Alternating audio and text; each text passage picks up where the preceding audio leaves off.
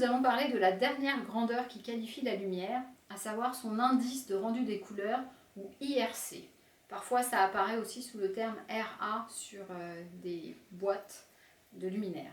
Alors, qu'est-ce que c'est? Le plus simple pour vous l'expliquer, c'est de vous faire un petit exemple qui va parler à beaucoup de monde.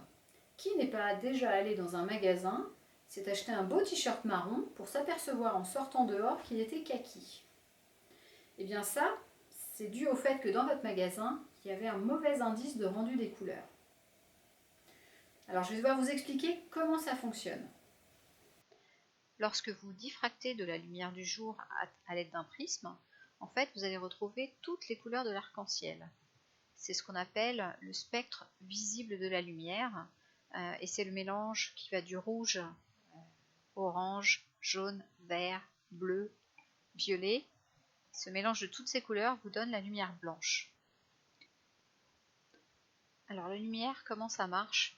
Comment on perçoit les couleurs sur un objet? C'est assez simple. En fait, on a vu que dans le spectre lumineux, on retrouve toutes les couleurs de l'arc-en-ciel. Et bien en fait, toutes les couleurs qui ne sont pas de la couleur de ce que vous regardez vont être absorbées. Donc là, en l'occurrence, sur une banane, toutes les raies rouges, les raies de bleu, les raies de vert du spectre vont être absorbées par la banane et uniquement les raies de jaune vont être réfléchies. Voilà comment ça fonctionne. Donc, on serait sur des tomates, toutes les raies bleues, vertes, jaunes seraient absorbées et seules les raies rouges seraient réfléchies.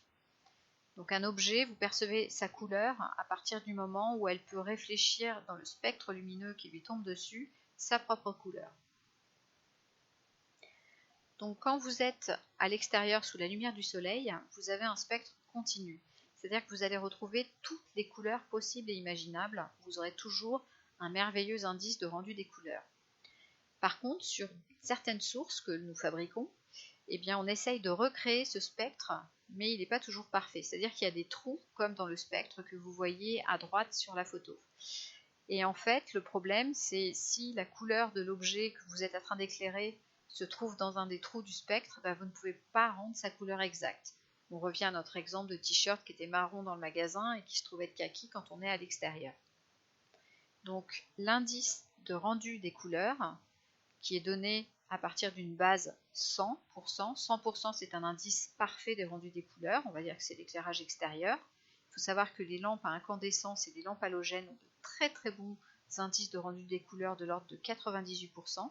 Et puis dans les LED, on a différents types. Vous pouvez avoir des indices de rendu des couleurs de 90%, ce qui est relativement bon, c'est-à-dire que vous aurez peu de trous dans le spectre, mais on peut descendre à des indices de couleurs de rendu des couleurs de l'ordre de 80%, voire même 70%. Donc là, beaucoup de trous dans le spectre et vous n'avez pas forcément une bonne perception des couleurs.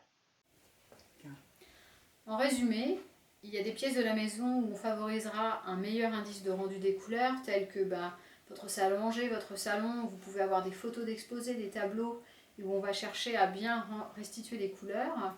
Par opposition, dans votre garage, vous pourrez positionner des luminaires avec un moins bon indice de rendu des couleurs, c'est moins important dans ces cas-là.